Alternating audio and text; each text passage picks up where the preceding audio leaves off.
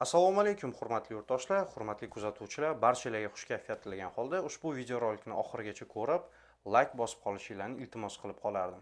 Ko'pchilik hozirda pullarni o'tkazmasi haqida menga juda ham ko'p savol jo'natishmoqda, ya'ni Zolotaya koronada bo'layotgan muammolardan kelib chiqqan holda.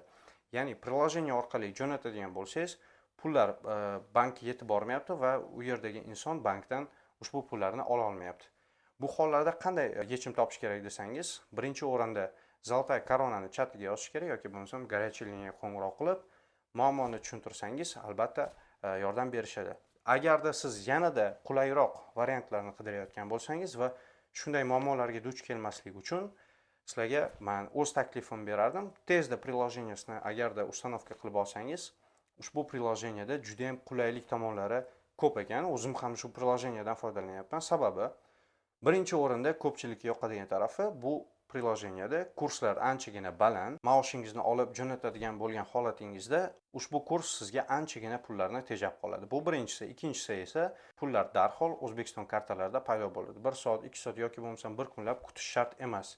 Va eng qizig'i hozirda Humo yoki bo'lmasam Uzkart kartalariga pul o'tkazmalari anchagina qiyin bo'lib qopti va buni amalga oshirish imkonsiz bo'lib qolgan emish.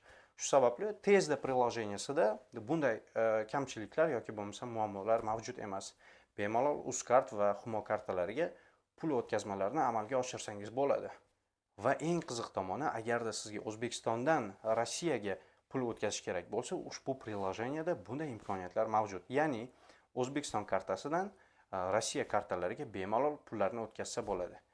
Albatta, kurslari baland va boshqa приложениеlarga qaraganda anchagina qulaylik tomonlari juda ham ko'p.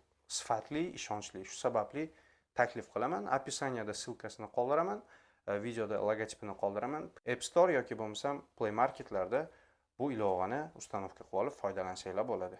Barchalarga taklif qilaman. Hurmat bilan, Abubakir Safayev.